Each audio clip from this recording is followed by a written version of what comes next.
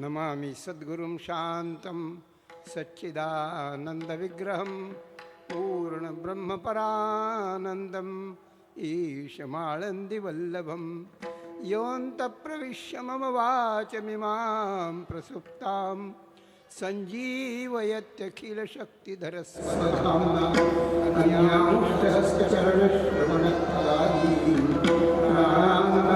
भगवते पुरुषाय तुभ्यं गुहा संतपुरीचा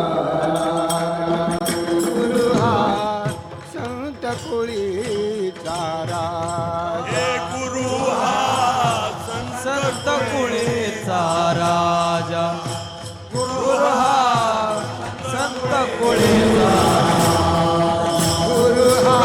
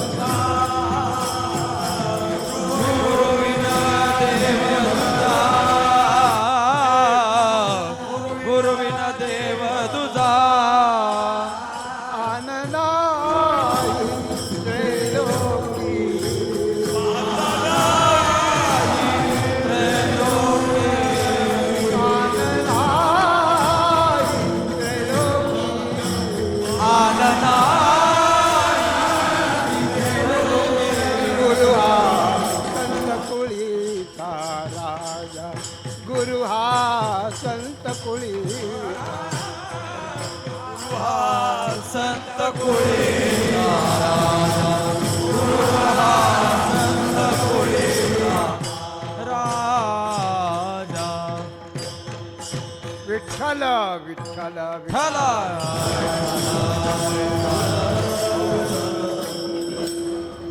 जन्माचे तुम्ही सांगाळिले संती भय निरसली खंती. आनंदकंद भगवंताच्या दिव्य कृपेनं साधू संतांच्या प्रसादानं भाविक सज्जन कलावंत गायकवादक प्रेमी श्रोते या संस्थांचं असलेलं वैकुंठवासी भाऊ हे दैवत आणि यांच्या वरच्या अपार श्रद्धेने आलेला हा विराट समाज त्यांच्या मेळाव्यात आज परमपूज्य वैकुंठवासी ब्रह्मणी भाऊंच्या सुवर्ण महोत्सवी पुण्यतिथीच्या या महोत्सवात या दीन जीवाकडे आपण सेवा दिली कोणाला खूप धन्यवाद करावं.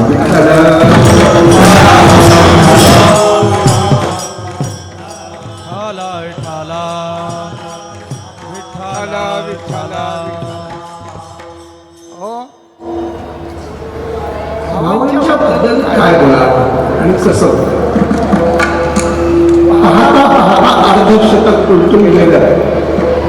तिचे शरीराला आपल्यात नाहीत, मनानं आहेत, आशीर्वादानं आहेत, परंपरेनं आहेत, संस्कारानं आहेत. त्यांचे आशीर्वाद आपल्यात आहेत म्हणून 50 वर्ष म्हणजे सध्या वाटच्या वैभवानं त्याच्यानंतर गोरक्षनाथ महाराज असतील, त्याच्यानंतर विठ्ठल महाराज असतील यांच्या मार्फत पण त्यांच्या आशीर्वादानं हे सगळं चाललेलं आहे. म्हणून अत्यंत आनंदानं हा 50व्या पुण्यतिथीचा सोहळा साजरा केला गेला. काय नसतं, कशा करता करायचं असते. आपल्या आजोबा पंडिताचा 50वा सोहळा कोणी करत नाही. आपल्या आजोबा पंडिताच्या पुढच्या पिढीची नावं तरी माहितीत का आपल्याला? बरोबर सांगत का तुम्ही 10 पिढ्यांच्या लोकांची नाव नाही सांगत. माझं सांगत यांच्याकरता काय आहे, यांच्याकरता काय आहे हेच तुम्हाला महाराजांची वचनं आपण पाहणार की काय याचा उपकार आपल्याला कसे असतात. मी एक भाग्यवान मनुष्य स्वतः समजतो की भाऊ जेव्हा जेव्हा 32-33 वय होतं माझं त्यावेळेस, आणि त्याच्या आधी 10-15 वर्ष तरी त्याचा सहवास या जीवनात बोललेला आहे. आत्ता कुणीतरी मला म्हणाले की तुम्ही भाऊ वेगळा राहता, आम्हाला काही माहित नाही जास्त. करता येतील तेवढं नक्कीच करील, पण त्यांनीच आम्हाला सगळ्यांना उभं केलं. त्यांना बघायचं म्हणजे काय करायचं? त्यांनी आम्हाला उभं केलं, नाही तर आम्हाला आयुष्य कसंही येणार नाही संतांची अशी गोष्ट. तेव्हा एक गोष्ट मात्र नक्की सांगेन की अनेक ठिकाणी आमच्या गावाला कीर्तनाला यायचे.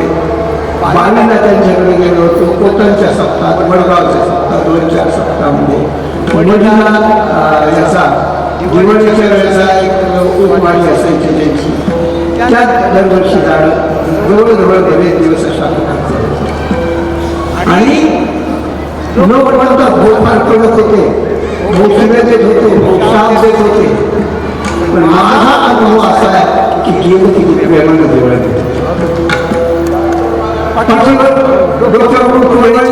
आशीर्वाद देत होते. कल्याण तुझं लोकांना आवडेल असं बोलत होते. काय आपल्याला दुसऱ्याच विषय ऐकायचा अशी गोष्ट त्या सगळ्या. आणि एक गोष्ट होती, मनुष्य मोठा कशाने होतो? मनुष्य 2 गोष्टीने मोठा होतो. एक स्वभाव तरी असतो, नाही तर प्रभाव तरी असतो. प्रभाव असतो, ऐश्वर्य असतो, स्वभाव असतो. बरं, आणि एक गोष्ट आहे, सगळ्या लोकांना विद्वत्ता किती ते कळत नसते. विद्वान माणूस असला तरी थोड्या लोकांना कळते. पण 2 गोष्टी आहेत की प्रेमानं मनुष्य बोलत गेला की लोकांना त्याचं प्रेम निर्माण होतं. आणि प्रेम निर्माण झालं की त्या प्रेमाच्या माणसाला बोलण्याचाही हक्क असं होतं की जे रागावून बोलायचे ते कळकळीच्या दृष्टीने बोलायचे की असं चांगलं बघायचं चांगलं बघायचं असं नको करू बाबा असं नको करू हे चांगलं नाही याला पाप म्हणतात अशी गोष्ट असेल म्हणजे एक गोष्ट आहे की अशा महात्म्याने आपल्याला कळवलं त्याच्यात आपलंच कल्याण असतं असं म्हणून जे लोक त्यावेळेला टिकले नाव सांगणार नाही कोणाचे टिकलेले लोक मला माहिती न टिकलेले लोकही मला माहिती पण असे राहून जे टिकले ते त्यांच्या मर्जीला प्राप्त माझे सोडून गेले ते गेले आणि एक जबरदस्त पर्सनॅलिटी ज्याला म्हणतात हाय क्वालिटीची पर्सनॅलिटी जबरदस्त म्हणजे नुसतं पाहायला येतं त्यांच्याकडे की काहीतरी एका अलौकिक तत्वाचा लाभ झाला बोले धर्म जिये दिखी मां सिद्धी देविये देखे स्वर्ग सुखाविये खेळू दयाचा पाया चलना चित्ता तरी आपली योग्यता असो दया तो प्रशंसिता भागाची विठाला विठाला विठाला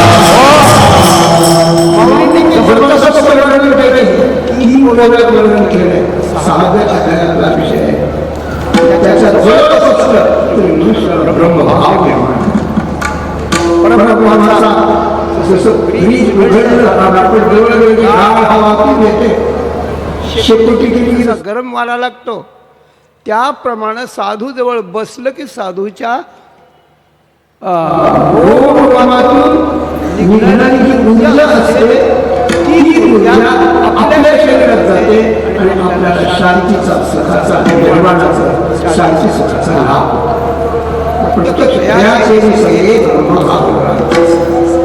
हा अनुभव त्यांचा मी अनुभवलेला आहे आणि एखादं प्रमाण मध्ये म्हणायचं की शेवटी त्यांनी बोलून घ्यायचं आणि बसल्यानंतर म्हणजे व्यक्तिमत्व जबरदस्त होतं आवाजही तसं होता एकदा केलं त्याने की तसा वाघ गरजतोय असं वाटायचं वाघाच्या गर्जनेसारखं एक समाजावर छाप पडायची स्वर लावायचा आणि त्याने म्हणायचं माझा स्वर पक्का आहे होताच पक्का आणि त्यानं दुसऱ्याचा स्वर गेलेला चालत नव्हता त्याला काहीतरी पटकन बोलणं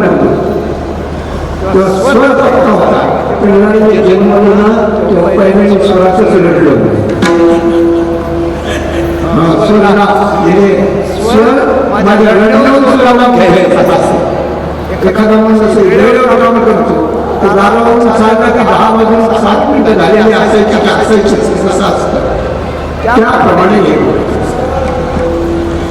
स्वर्गीय सगळे सापेक्ष असतात कोणत्या याचे स्केल कोणते ते हाय स्केल आहे पण असतात त्या तात्पर्य असं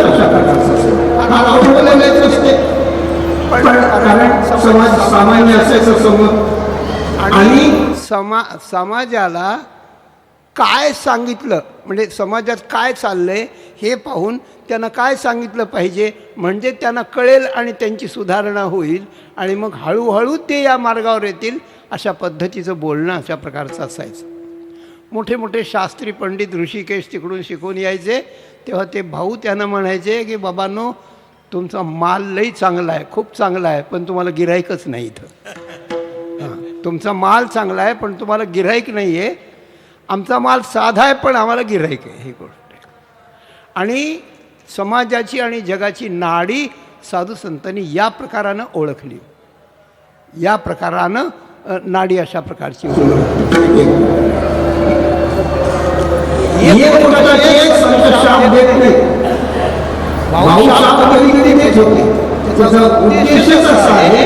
की कुणाला काही हा चमत्कार दिसला म्हणजे लोकांना शब्दाचं महत्त्व कळतं आणि त्या कारणानं त्यावेळेस त्यांच्या शब्दाला या परिसरात आणि सगळेच या परिसरात त्यानंतर कोणत्या क्षेत्रात प्रत्येक क्षेत्रातले जे ऑफिसर्स वगैरे अशा प्रकारचे जात होते त्या सगळ्यांच्यावरती अशा प्रकारचा व्यक्तिमत्वाचा प्रभाव, बोलण्यातलं वजन, शब्दातला भाग व्हावा आणि ते शब्द आपण पाळावे अशा प्रकारचं लोकांना वाटणं यामुळे समाज संघटित आणि एक संध एक रूप अशा प्रकारचा होता आणि त्यानंतर तेव्हापासून आजपर्यंत तरी अशीच परिस्थिती असलेली अशा प्रकारची दिसते.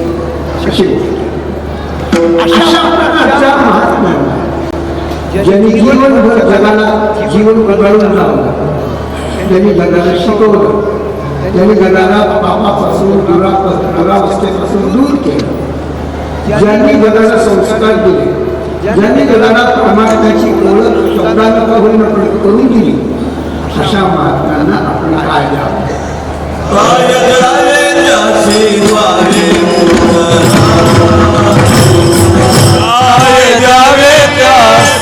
भावे उतरा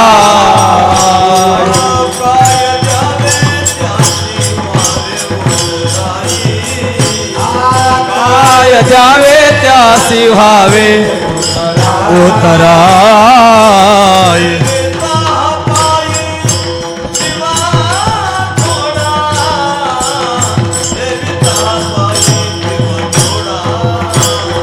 ठेविता पायी जीवा थोडा, ठेविता पायी जीव थोडा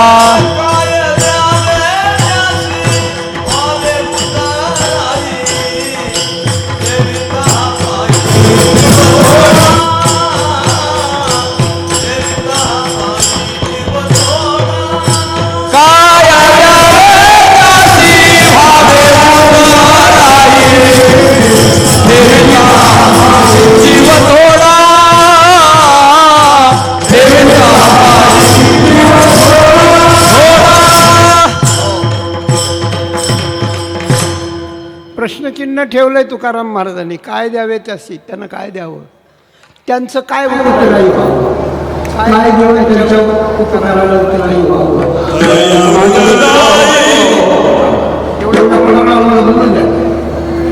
त्यांना काय उत्तराई व्हावं, म्हणजे काय झालं म्हणजे त्यांची उत्तर फिटतील.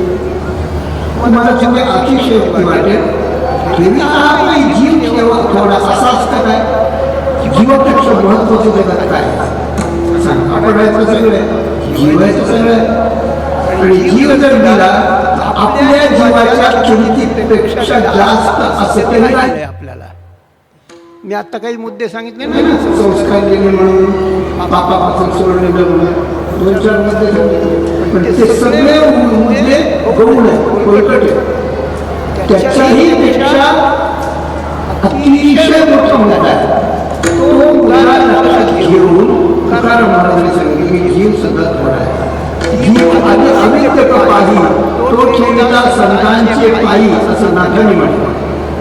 जीव अविद्येचा आहे, कल्पना अविद्या त्याने झाला जीव, तर अविद्येचा जीव आहे आणि तो जरी ठेवला तर अविद्याच दिली.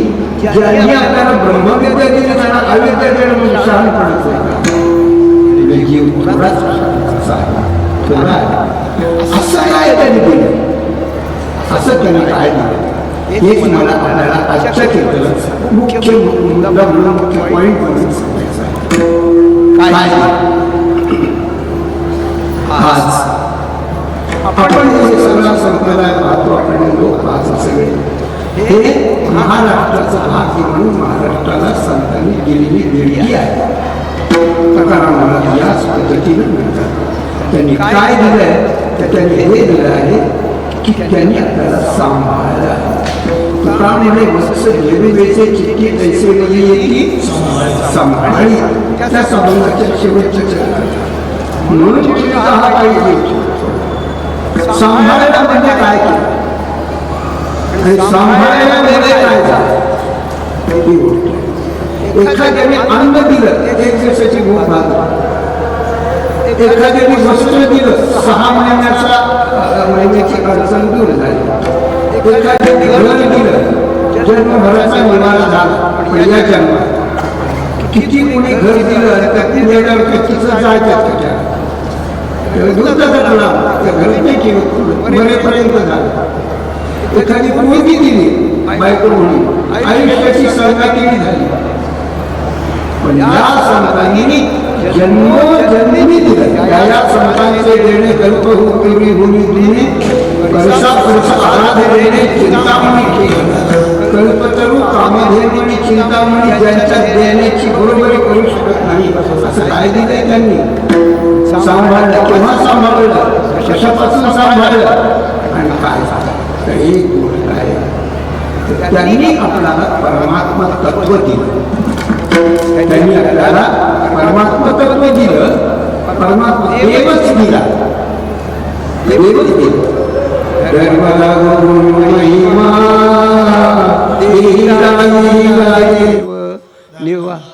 निवारोनी भवर जाळे अवघा निरसिला भेव येऊनी गुरुनाथे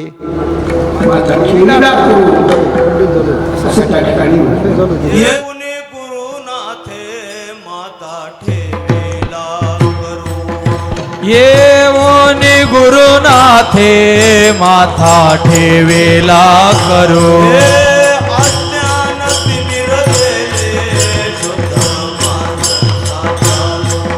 अज्ञान तिमिर गेले शुद्ध मार्ग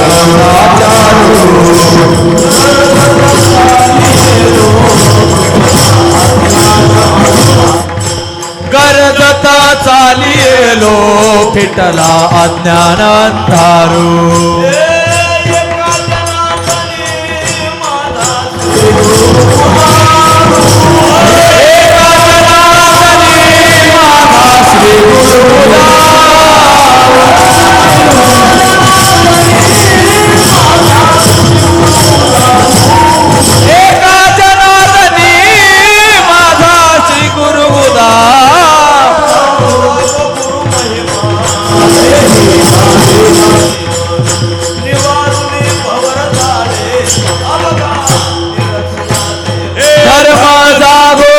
महिमा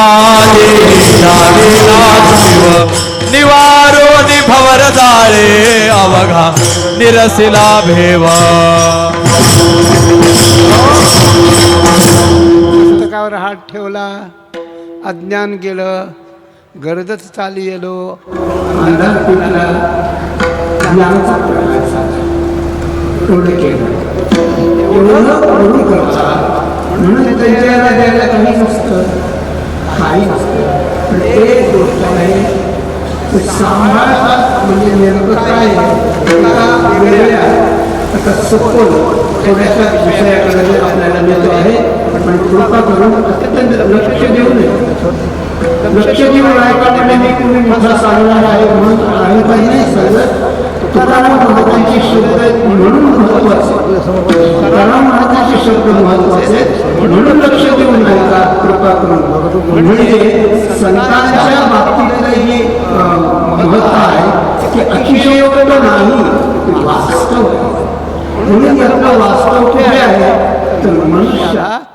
काय केलं काय कसं आहे एक गोष्ट असते एक गोष्ट केली की माणसाला सगळं फळ मिळतं आणि एक गोष्ट नाही झाली की त्याचं सगळं वाया जातं ही गोष्ट आहे सगळं वाया जातं वर्षभर अभ्यास केला आणि परीक्षेच्या वेळेस बरोबर मंडळ केली आणि पकडला गेला पापी करतो सगळं वर्ष गेलं सगळं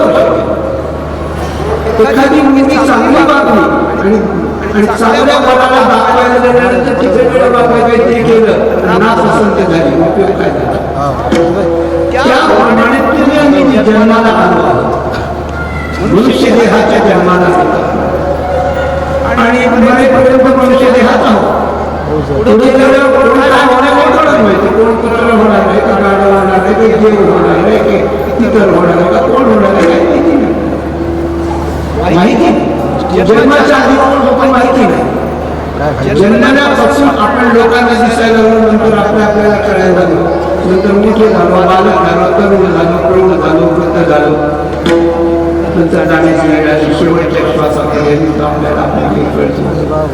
नंतरचं काही कळत नाही, अगोदरचं काही कळत नाही. पण हा जन्म कशा करता असतो हेही कळत. म्हणून माणसाचं शरीर येऊन सुद्धा माणसं जनावरांसारखे वागतात. इकडे तिकडची आमच्या तिकडची आपण आणि काही जनावर माणसासारखे आमच्या सावरवाच्या आश्रमात म्हणजे ब्रह्मर्षी यज्ञेश्वर गुरु जे होते तेव्हा कुत्र होतं. ते कुत्र ज्या कथा चालू येऊन बसायचं. त्याच्यानंतर आरती झाल्यानंतर त्या दगडावर तीर्थ टाकलं तेवढे घ्यायचं. ते शिव करायला लावून द्यायचं. अशा प्रकारचे लक्षण कुत्र माणसासारखं जनावरं माणसासारखे वागतात. पूर्वीचे जर संस्कार असतं आणि ऍक्सिडेंटली एखाद्या चुकीमुळे जर तो जन्माला आलेला असला त्याचे संस्कार राहतात त्याप्रमाणे वागतात. आणि मनुष्याचा जन्म जर जनावरांच्या जन्मातून मिळाला असला तर त्याचे तसेच संस्कार असतात. वेगळे कळवले की मागे त्याचे जन्म उत्तम जन्म कनिष्ठ विस्तार करीत नाही. एखादा माणूस ऐश्वर्याने राहत असला चांगलं सुस्वागत होणार. एखादा माणूस त्याला जर स्वस्तेच असला समजायला कुत्र होतं नक्कीच समजून टाकायचं अशी. म्हणून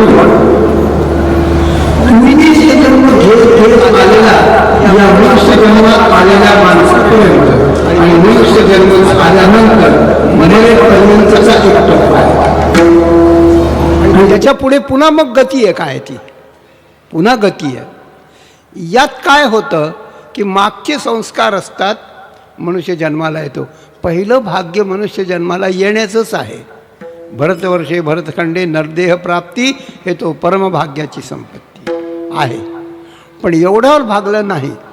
या जन्मात आपण काय केलं आहे, या जन्मात आपल्याला काय मनाला वाटलं आहे, या जन्मात आपल्या बुद्धीला काय कळलं आहे, या जन्मात आपण कुणाची संगती केली आहे, या जन्मात आपण कशाचं चिंतन केलं आहे, या जन्मात आपण काय काय दिलं आहे आणि या जन्मात आपण काय काय घेतलं आहे, याच्यावरून जन्माचा शेवट ठरतो. आणि आपल्या जन्माचा शेवट गोड होण्याकरता आपल्या जीवनात जर सत्संगती असेल, संतांची संगती, संतांची सेवा आणि संतांची कृपा, या तीन गोष्टी जर या जन्मात असतील तर या जन्माचं आपल्याला फळ झालं असं म्हणता येईल. आणि तीन गोष्टी जर म्हटली तर जन्म वाया गेला. भाऊ आणि गोरख महाराज दोघंही हा अभंग घेत होते. मी दोघांच्याही तोंडून ऐकलेला आहे. येथे येऊन केले काय विठ्ठलू नाही आठविला, विठ्ठल नाही आठविला, विठ्ठल नाही आठविला. येथे येऊन केले काय विठ्ठल नाही आठविला, विठ्ठल नाही आठविला, विठ्ठल नाही. रे बुढा भाग्यहीना, रे बुढा भाग्यहीना, रे बुढा भाग्यहीना, भाग्यहीना.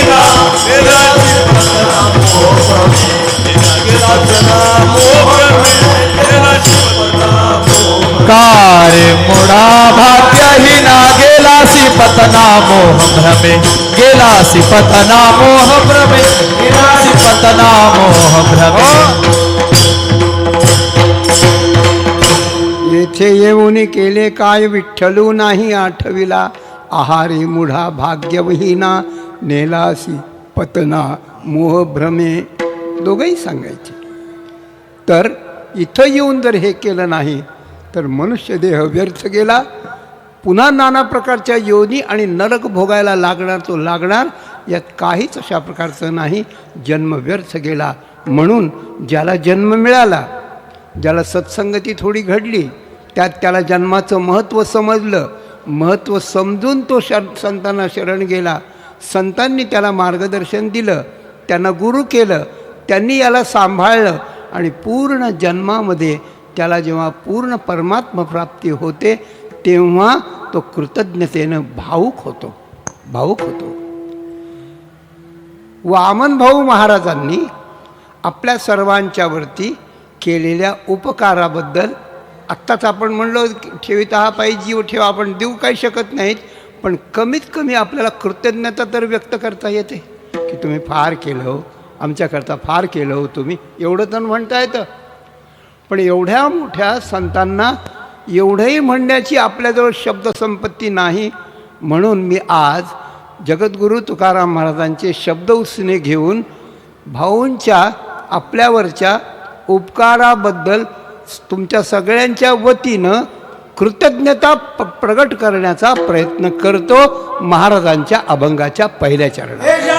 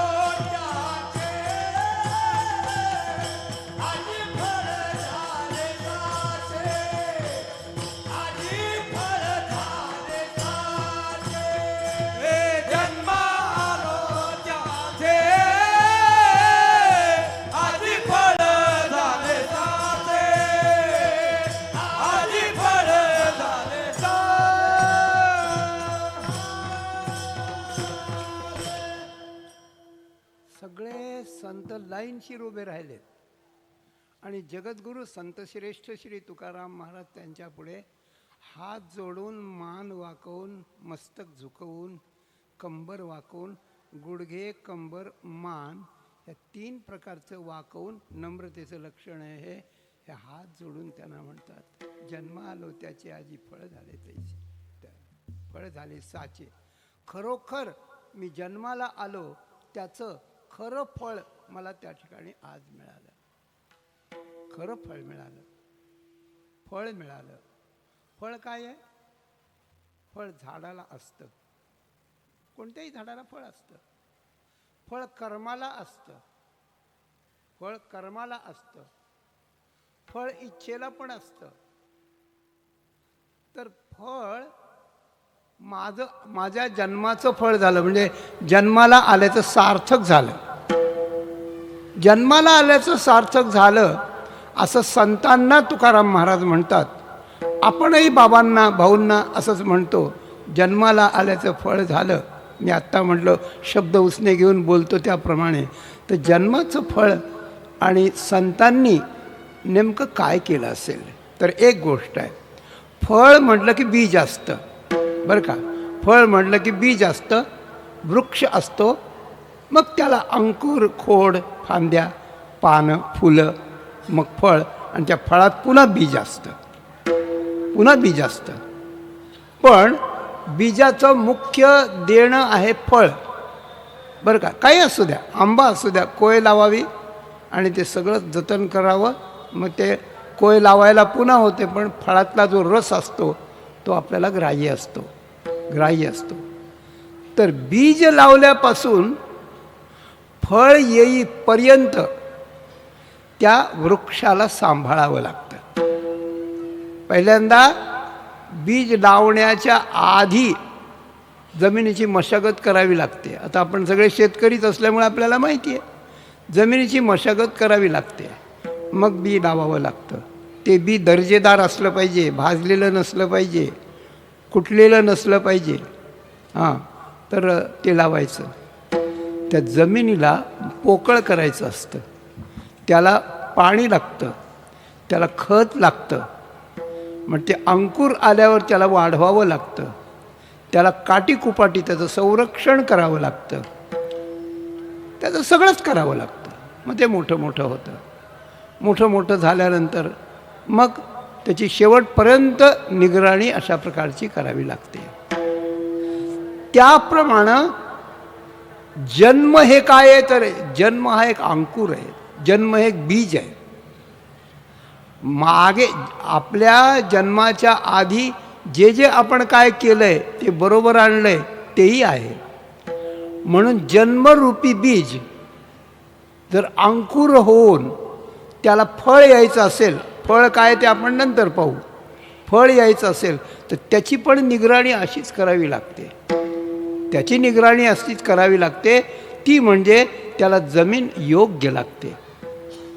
तर त्या बीजाचं फळ होण्याकरता एक कर्म बीज असतं, एक कर्माचं बीज असतं, एक भावनेचं किंवा वासनेचं, दोन्ही आहेत. परमार्थात त्याला भावना म्हणा, व्यवहारात त्याला वासना म्हणा, वासनेचे बीज तुका म्हणे. हां, तेव्हा कर्माचं एक बीज असतं, वासनेचं एक बीज असतं, आणि तुका म्हणे निज रूपडे हे तत्वबीज, एक तत्वबीज असतं. तत्वज्ञानाचं एक बीज असतं, वासनेचं किंवा भावनेचं एक बीज असतं, आणि याचं बीज असतं. ते बीज लावावं लागतं, ते दर्जेदार आणावं लागतं, त्याला खत लागतं. तर मुख्य तत्वबीज आहे. या मुख्य तत्वबीजाला खत जे लागतं ते कर्माचं लागतं. निष्काम आणि निरहंकार खूप कर्म करावे लागतात. हे कर्म करावं लागतं, आणि हे कर्म करण्याला आपल्याला कोणीतरी शिकवावं लागतं. निष्काम निश्चळ विठ्ठली विश्वास पाहू नये वास आणिकांची, हे कर्माचं बीज अशा प्रकारचं आहे. आणि हे कर्माचं बीज जसं आहे तसं भावनेचं बीज आहे. मी माझे आणि तुझे, मी माझे आणि मी माझे आणि तुझे, मी माझे आणि तुझे,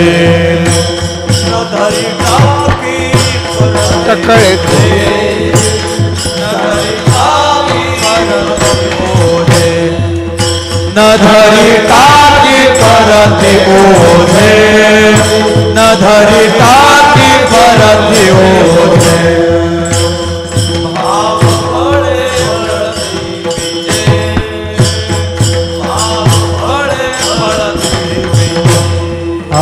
भाव बळे फळती बीजे, भाव बळे फळती बीजे.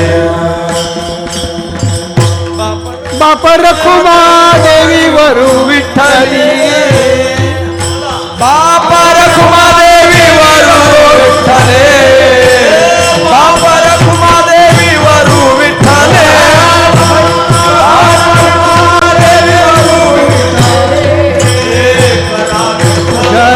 स्मरण करा विठ्ठल स्मरण, करा विठ्ठल स्मरण, करा विठ्ठल स्मरण. हो, मी माझे आणि तुझे, नदरी सांडी परते ओझे, भाव बळे फळती बीजे, बाप रखुमा देवी वरू विठ्ठली. कुणाकुणाला सांगतात? गाते, श्रोते, पाहते, चतुर, विनोदी, दुश्चिते, सोहमभावी, पारंगते, या 8 प्रकारच्या महनीय लोकांना ज्ञानोबाराय बोलतात. विठ्ठल स्मरण करा आणि भावबळानं ही बीज फुलतील अशा प्रकारचं. म्हणून कर्मयोगामध्ये निरहंकार आणि निष्कामतेनं परमेश्वराला समर्पण करणारे शास्त्राने सांगितलेली कर्म करावी लागतात. हेच त्या तत्वरूपी बीजाचं कर्मरूप बीज हेच त्याचं खत आहे. हेच खत आहे. आणि पाणी आहे ते भावबीजाचं आहे, भावनेचं बीज. आत्तापर्यंत जो आपण कीर्तन भजन ऐकून अंतःकरणामध्ये भाव निर्माण झालेला आहे, आत्मा काय रामकृष्ण वाचा भाव हा जीवाचा आत्मा जो शिवाचा रामजप असा भाव आहे, तो भावही त्या ठिकाणी फळतो. आणि भावनेचं जल आणि सत्कर्माचं खत आणि तत्वाचं बीज हे जर त्या ठिकाणी लावलं गेलं तर ते तत्वाचं बीज लावायचं म्हणजे काय? ज्ञानाचे बीज तव तयाचे बोल, माझी ये हृदय भूमिके पडिले सखोल, वरी ये कृपेची झाली ओल, म्हणून संवाद फळेशी उठले. 11वा अध्याय जेव्हा अर्जुनाला भगवंतानं सांगितला त्यावेळेला अर्जुन अवाक झाला की देवा, केवढं तुझं रूप, केवढा तू, आणि मी तुला माझा मेहुणा समजतो, तुझ्या पलंगावर नाचतो आणि खेळतो, किती मोठा माझ्याकडून अपराध झाला आहे. अर्जुन रडू लागला. आणि त्यावेळेला म्हणाले काय सांगू देवा, वेदव्यास देवल नारद मुनी वगैरे सगळे यायचे आणि तुझं भगवंताचं वर्णन करायचे, पण त्यावेळेला आम्हाला या अर्थात दृष्टीच जात नव्हती. रागांगेशी जे मधुरता त्याची फावी येर चित्ता नलगेची पाही, ते तुम्ही नारद चांगले राग गायचे ना, आम्हाला त्या रागरागिणीमध्येच आमचं मन जायचं. अर्थाकडं कोण बघतंय? त्याच्या अर्थाकडं काही म्हणलं गाणारा चांगले स्वर असले लोकांना काही कळत नाही, अशी गोष्ट आहे. अर्थाकडं कोण जात आहे? पण ते तुमचं जे सांगणं त्यावेळेला होतं ते ज्ञानाचं बीज होतं. आणि त्यावेळेला मला न कळत माझ्या हृदयाच्या भूमीत सखोल भूमीत पडत होतं. आणि बीज या वर्षी पडलं, नाही पाणी मिळालं, दुसऱ्या वर्षी आलं तर त्यावेळेला ते उगवून येतं. म्हणून त्यावेळेला बीज तुम्ही नारदादिकांच्या कडून तुमचं वर्णन हे बीज अंतःकरणात पडत होतं. पण त्यावेळेला भावनेची ओल नव्हती, ती आता भावनेची ओल झाली आणि आपल्या कृपेची पण ओल झाली. त्यामुळे आता संवादाच्या फळानं ते ज्ञानाचं बीज आता उमडून आलेलं आहे. अशा प्रकारचं आहे. आणि अशा प्रकारचं भावबळानं आणि कर्मविपाकानं कर्माचं काम कर्मक्षय होईपर्यंत आहे आणि भावनेचं काम भावसमाधीपर्यंत आहे आणि तत्त्वज्ञानाचं काम संपूर्ण ब्रह्मभावाचं आहे. विठ्ठल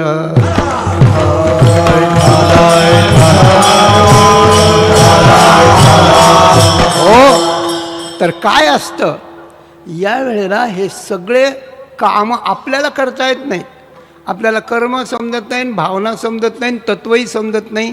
आपण फक्त संगता ज्याची धरावी ते जसं करेल तसं करतो. ते दारू पिलं की आपण पितो, त्यांनी चहा पिला की आपण पितो, त्याने दूध पिलं की आपण पितो. एवढंच आपल्याला माहिती आहे. शास्त्रही माहिती नाही, संतही माहिती नाही, त्यांची लक्षणंही माहिती नाही.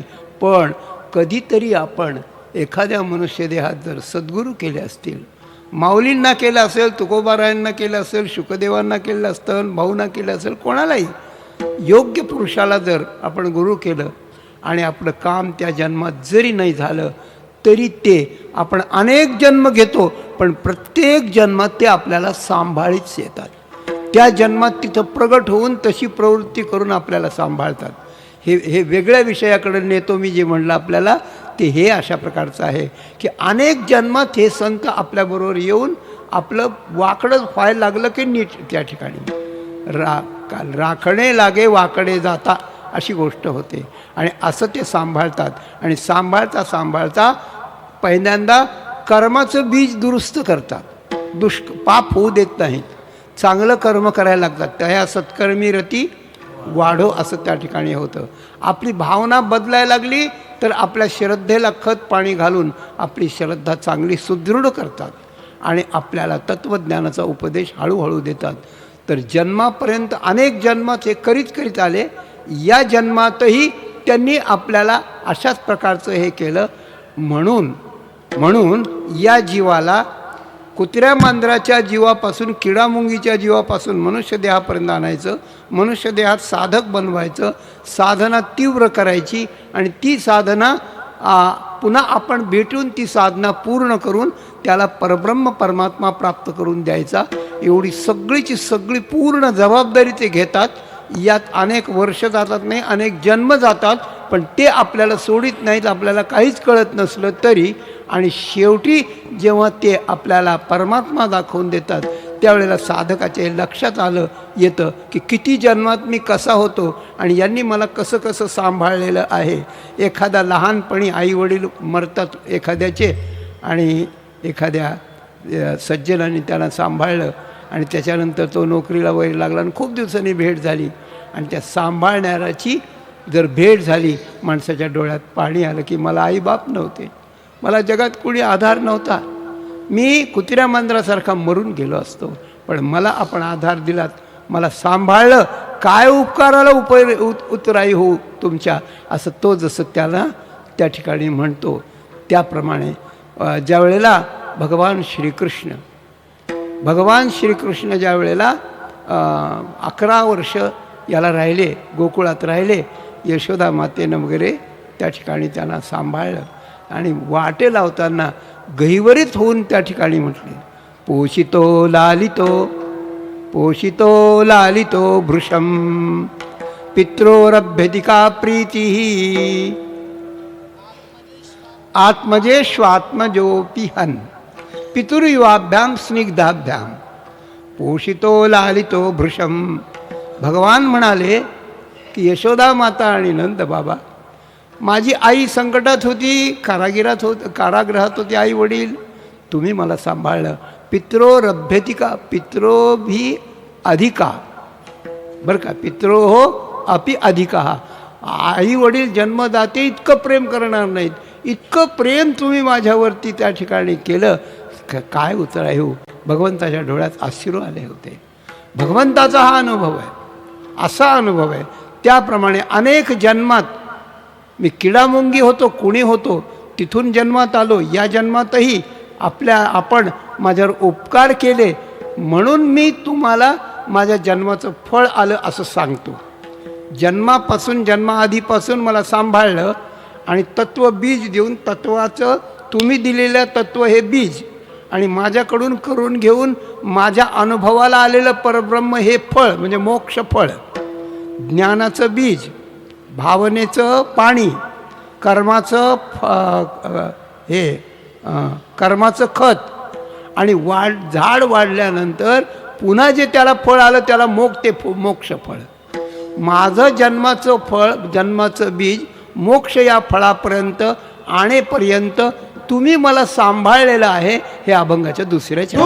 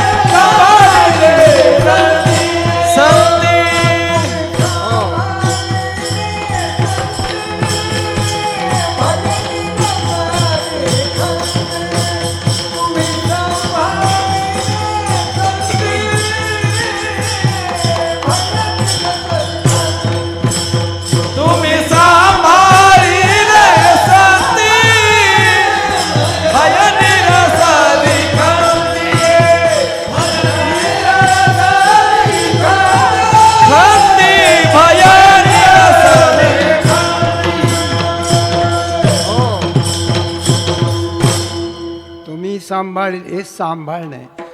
तुम्ही सांगा असं कोणाला सांभाळता येतं?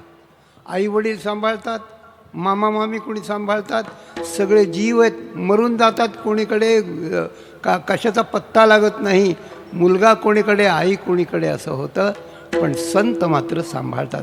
एखाद्या संतावर आपण ओझं घालावं, तुका म्हणे माझे तुम्हा संतांवरी ओझे, त्यांनी आपल्याला सांभाळावं आणि ज्ञानाच्या बीजापासून ते मोक्षाच्या अनुभवापर्यंत, व्यापक परब्रह्म अनुभवापर्यंत, मोक्षापर्यंत न्यावं.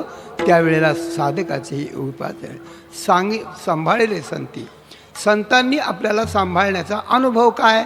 तर भय निरसली खंती. मरणाचं भय जेव्हा निघून जातं आणि जगण्यातली खंती निघून जाते. खंत म्हणजे न्यूनगंड, बरं का, न्यूनगंड. इतकं वय झालं पण मला अजून नाही कळलं, इतकं वय, आता हे पोरं शिकले, सगळे हे करायला लागले, मला यातलं काही आलं नाही, असं अशा प्रकारचं आपल्याकडून महत्त्वाची गोष्ट झाली नाही की त्याची खंती. म्हणून आपण जे व्यर्थ जगलो, मनुष्यदेह व्यर्थ घालवला, त्याची खंती वाटते की मला नाही जमलं. आणि पाहिजे ते मिळालं नाही आणि मृत्यू पुढं आला की त्याचं भय वाटतं. म्हणून तुमच्या सांभाळण्यानं जे काही झालं त्यामुळे मरणाचं भय गेलं आणि जीवनाच्या सार्थकतेच्या अभावाची खंती गेली. जीवनाच्या सार्थकतेच्या अभावाची खंती गेली आणि मरणाचं भय गेलं. नाहीतर माणसाला भय वाटतं. आता मध्ये वाटत असे भय दिवसेंदिवस चालत जाय, येथे म्या येऊन केले काय, नाही तुझे पाय आठविले, करून अपराध क्षमा, असं त्या ठिकाणी आहे. म्हणून काय झालं तर भय खंती जाणं हे कशाचं लक्षण आहे? तर त्याचं उत्तर आहे कृतकृत्य झालो, इच्छा केली ते पावलो. तिसऱ्या चरणात तुम्ही सांभाळण्याचा परिणाम मी कृतकृत्य झालो आणि माझी मोक्षाचीच इच्छा, म्हणजे मी मुमुक्षू होतो, मुमुक्षूचा मुक्त झालो, मोक्षाची इच्छा असणारा मी माझी इच्छा त्या ठिकाणी पावलो. म्हणजे काय झालं की इच्छा ठेवली होती भूतकाळात, कृतकृत्य झालो वर्तमान काळात, आणि भविष्यकाळाचा विचार अभंगाच्या शेवटच्या चरणात आहे. तू का म्हणे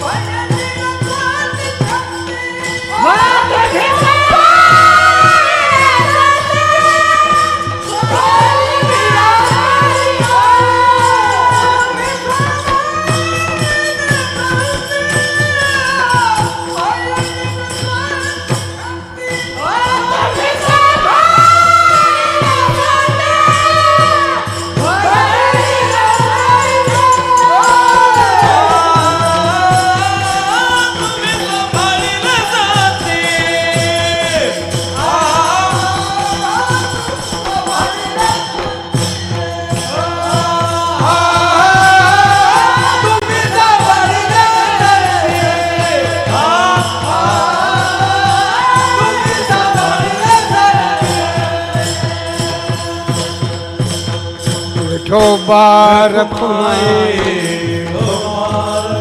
जय जय विठोबा रखुमाई जय जय विठोबा रखुमाई विठोबा रखुमाई विठोबा रखुमाई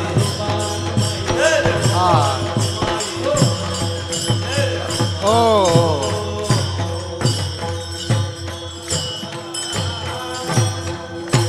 तुका म्हणे काळ आता करू न शके बळ, आता आमच्यावर काळ बळ करू शकणार नाही.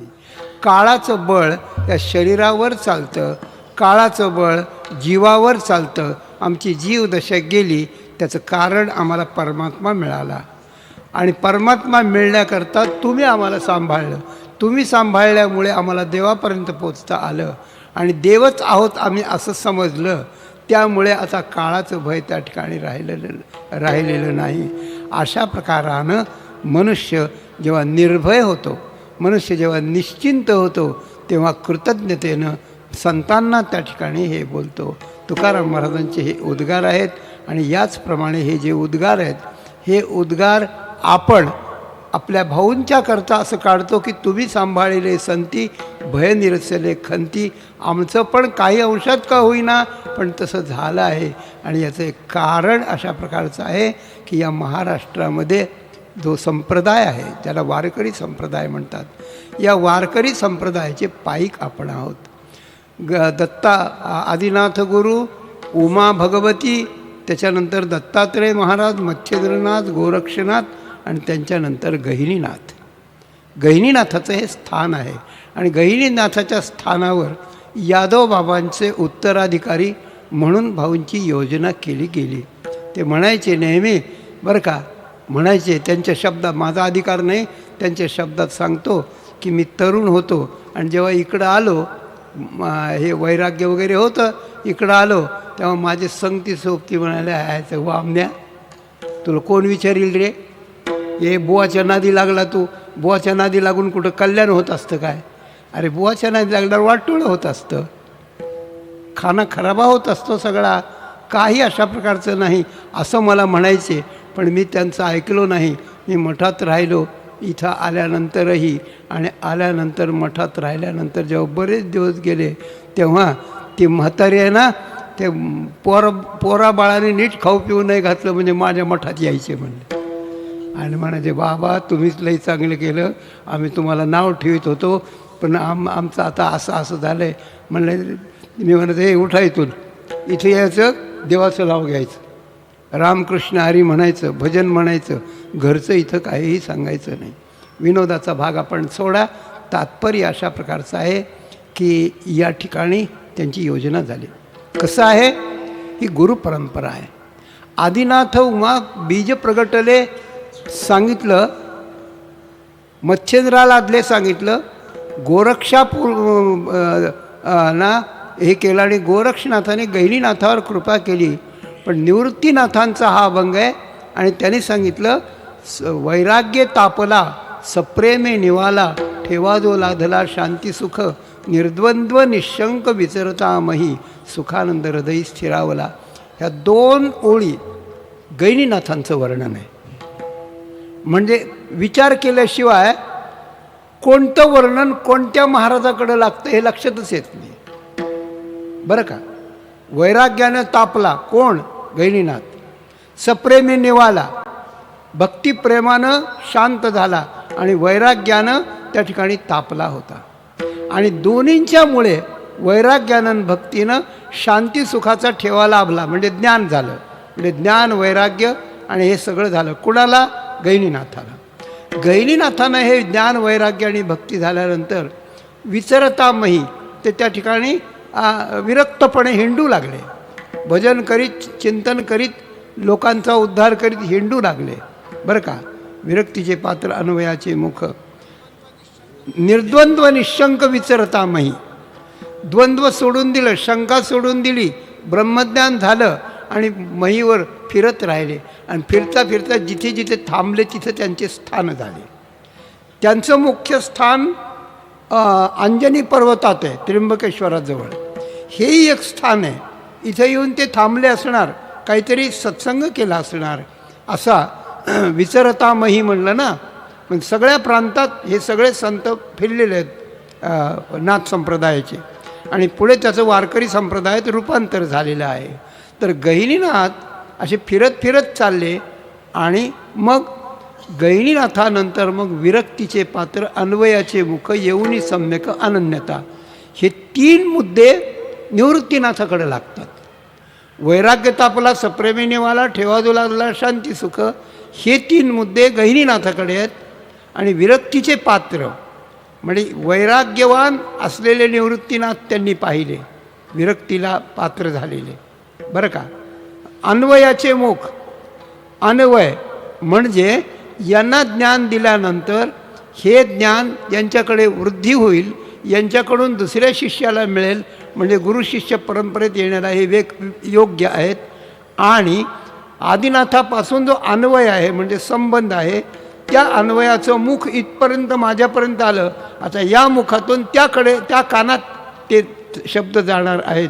म्हणून अन्वयाचे मुख, येऊनी सम्यक अनन्यता, अनन्य असले पाहिले, अन्वयाला योग्य पाहिले, आणि विरक्तीचं पात्र, अशा 3 अधिकार निवृत्तीनाथांना पाहिले. आणि मग गहिनीनाथांनी येऊन निवृत्तीनाथांना उपदेश दिला. हां, महेशान्वय संभूते निवृत्तीनाथ सुते, केले ज्ञानदेवे गीते, दिशाय देशिकार लेणे, ना आदिगुरु शंकरा, लागोनी शिष्य परंपरा, बोधाचा हा संसारा झाला जो आमुते, तो हा घेऊन आपुला, कळीगिळीच या जीवा, सर्व प्रकारी धावा करीत पा बेगी, आधीची तो कृपाळू, परी गुरु आज्ञेचा बोलू, झाला जैसा वर्षाकाळू खळणे निघा. असं सुंदर वर्णन माऊलीने त्या ठिकाणी केलेलं आहे. आणि म्हणून अशा प्रकारच्या निवृत्तीनाथांना योग्य पाहून गहिनीनाथांनी त्यांच्यावर कृपा केली. मला हे म्हणायचं आहे, गहिनीनाथांनी निवृत्तीनाथावर कृपा केली, आणि त्या गहिनीनाथांच्या स्थानावर भाऊंची योजना झाली. याचा अर्थ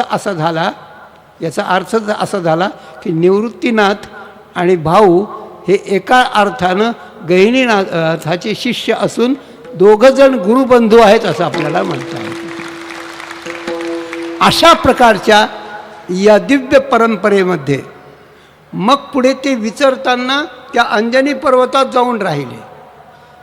कारण सगळ्या संतांनी समाध्या घेतल्या नाथांनी, आणि गहिनीनाथाने गोरक्षनाथांना सांगितलं मलाही समाधी द्या. ते म्हणले नाही, तुला समाधी नाही. माऊलींच्या चरित्रात हे वर्णन आहे, मी तिथे विस्ताराने सांगत असतो. इथं आपली वेळ झाली आहे. तेव्हा ते म्हणे की तुला एक साधक भेटायला येणार आहे, आणि त्याला 200 वर्ष अवकाश आहे. तुला 200 वर्ष समाधी घेता येत नाही, म्हणून अंजनी पर्वतातल्या त्या गुहेमध्ये काही विद्यार्थी घेऊन गहिनीनाथ तिथे थांबले. आणि ज्या वेळेला निवृत्तीनाथ, ज्ञानदेव, सोपानदेव आणि विठ्ठलपंत हे ब्रह्मगिरीच्या प्रदक्षिणा करीत होते, तेव्हा एका वाघानं यांना मागे लागून नेलं, आणि त्या दरीजवळ गेल्यानंतर तिथे त्यांना आश्रम भेटला. आणि त्या ठिकाणी निवृत्तीनाथ गहिनीनाथाजवळ आले. त्यांनी वेदमंत्रांनी त्यांची स्तुती केली, त्यांनी त्यांचा अंगीकार केला, आणि येऊनही निवृत्ती गहिनी कृपा केली पूर्ण. आणि कुळ हे पावन कृष्ण नामे, कृष्ण नामाचा मंत्रही त्यांनी त्यावेळेला दिला. अशा प्रकारची ही गुरुपरंपरा आहे. या गुरुपरंपरेत म्हणजे भाऊ असतील आणि सगळेच असतील, या सगळ्यांनी हा समाज अजून धरून ठेवलेला आहे. म्हणून यांनी आपल्याला वाचवलं आहे. म्हणून तुकाराम महाराजांच्या उसल्या शब्दांच्या आधारानं आपण यांची कृतज्ञता भाकून साष्टांग लोटांगण घालून यांच्याप्रती कृतज्ञ होऊन यांनी जी शिकवण आपल्याला दिली त्याप्रमाणे शिकवण आपण पुढे चालू. त्यांचे उत्तराधिकारी असतील, होऊन गेलेले, आज असलेले, पुढे होणारे, आणि त्यांचा जो श्रद्धावान वर्ग असेल, या सगळ्यांचं कर्तव्य आहे ही परंपरा आपापल्या परीनं पुढं त्या ठिकाणी चालावी. आणि हे नामघोष, तत्त्वज्ञान, ज्ञानेश्वरी, गाथा हे त्या ठिकाणी आपले ग्रंथ आहेत. या ग्रंथाचं अध्ययन करावं, आपल्या कुटुंबाला आणि समाजाला व्यवस्थित करून सगळ्यांनी एकमेकांना मोक्षापर्यंत त्या ठिकाणी नेण्याकरता यांचा मार्ग गिरवावा, अशा प्रकारची तुकाराम महाराजांच्या शब्दातली त्या ठिकाणी जी खुबी आहे किंवा जो अंतरंग आहे तो आपल्यापुढे त्या ठिकाणी ठेवतो. आजची झालेली सेवा सद्गुरू माऊलींच्या चरणी, पंढरीनाथाच्या चरणी, बाबांच्या चरणी, आपल्या सगळ्यांच्या चरणी समर्पण करून माझी सेवा इथे संपवतो. धन्यवाद. ज्ञानेश्वर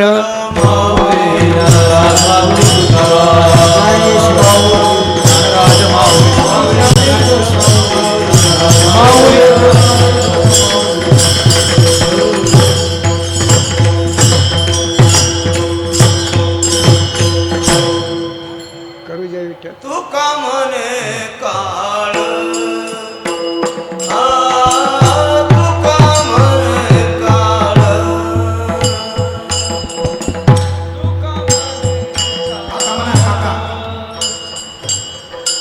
बापण काका शेवटी म्हणतो थोडं.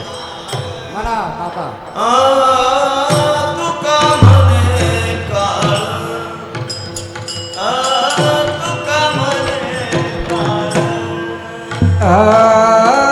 तुका म्हणे काळ काळ तुका म्हणे काळ आता करुण शक्य आता करुण शक्य तुम्ही सांभाळील संधी तुम्ही सांभाळील संधी आता करुणा केवळ आता करुणा केवळ तुम्ही सांभाळीले संधी तुम्ही सांभाळीले संधी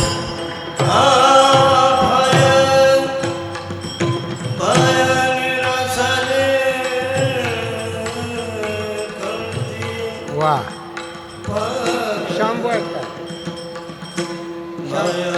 शांबू आहेत? हां.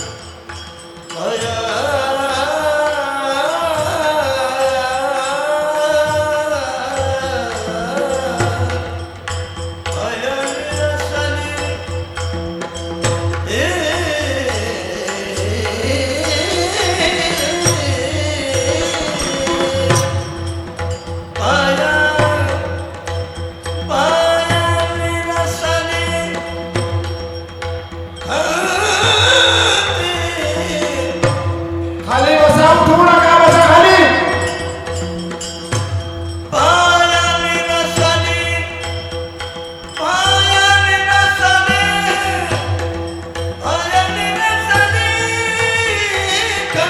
महिला मंडळ खाली बसा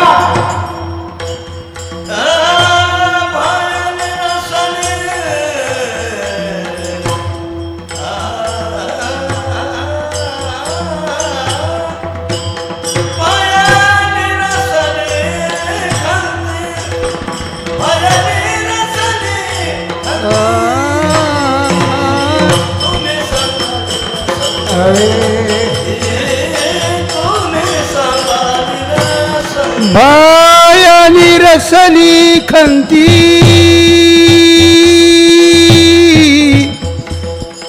आ आ आ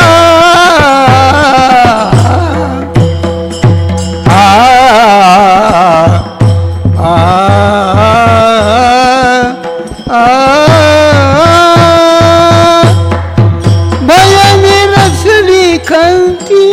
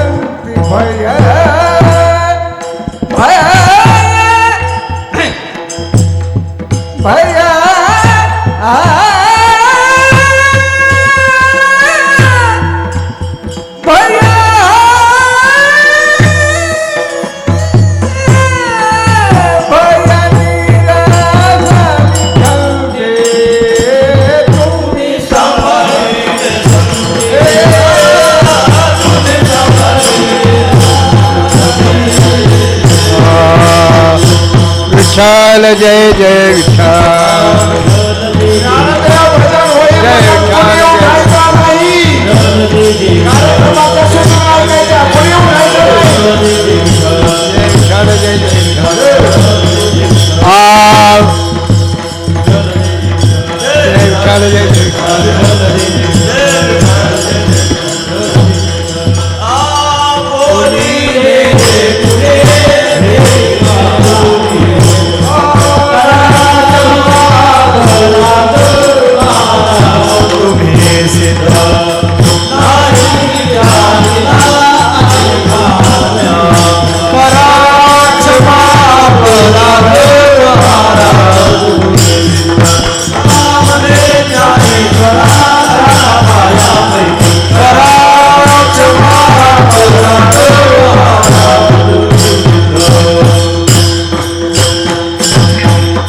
धन्यवाद काका.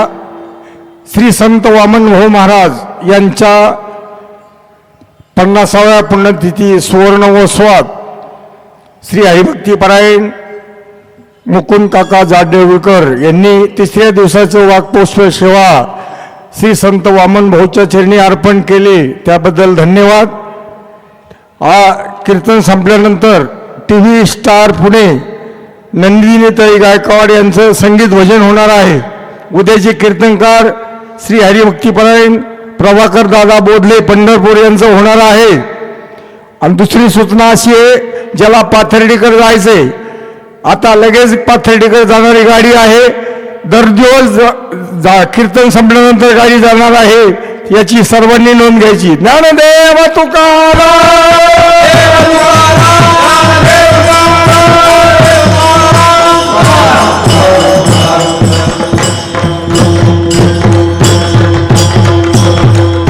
रोजच्या रोज ज्ञानदेव तुकाराम भजन झाल्याशिवाय मनपातल्या कुठल्याही माणसानं उठू नये.